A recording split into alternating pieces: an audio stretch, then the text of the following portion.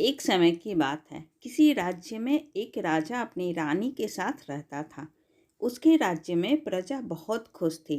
राजा अपनी प्रजा का ध्यान अच्छी तरह रखता था, इसलिए सभी लोग राजा और रानी को दुआएं देते थे।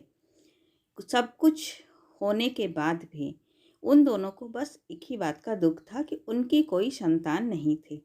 रानी सूरज की पूजा करती थी। उसे पूरा विश्वास था कि सूरज देवता की कृपा से उसे जरूर संतान की प्राप्ति होगी। एक दिन राजा और रानी बगीचे में घूम रहे थे। बगीचे में एक तालाब था। दोनों तालाब के किनारे बैठकर प्रकृति का आनंद ले रहे थे। तभी वहां एक मेढक आया और उसने कहा कि रानी को बहुत जल्द सूरज देव की कृपा से एक पुत्री की प्राप्ति होगी।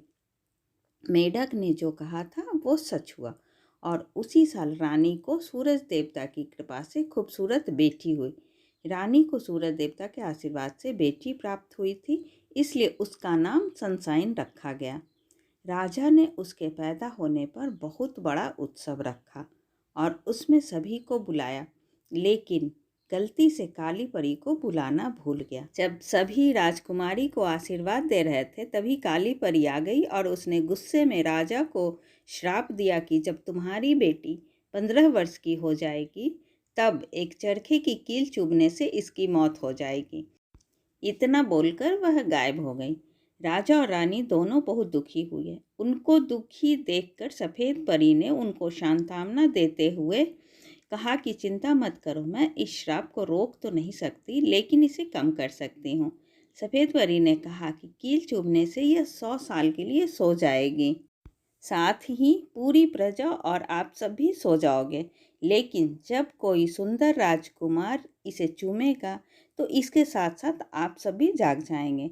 इतना बोलकर परी गायब हो गई।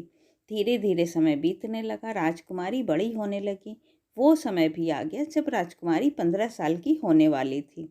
तभी राजा और रानी को किसी काम से राज्य से के बाहर जाना पड़ा। वे एक दासी के भरोसे राजकुमारी को छोड़कर चले गए।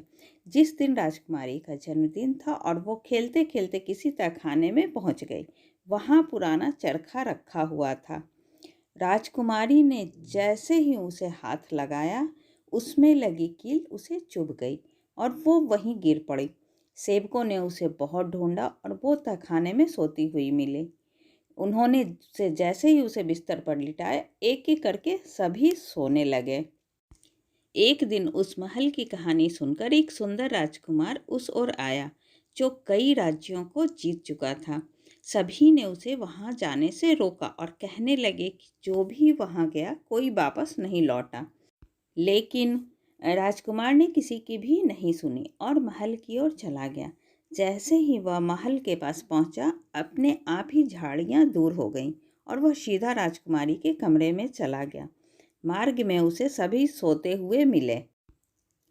राजकुमारी को देखकर वो मानो उसकी सुंदरता में खो गया। उसने खुद को संभालते हुए जैसे ही उसे चूमा, वैसे ही काली परी का श्राप टूट गया और उसके साथ ही सभी नींद से जाग गए। सभी दोनों को देखकर बहुत खुश हुए और दोनों की शादी करवा दी। इस कहानी से हमें यह सीख मिलती है कि दूसरों का अच्छा चाहने वालों के साथ कभी बुरा नहीं होता।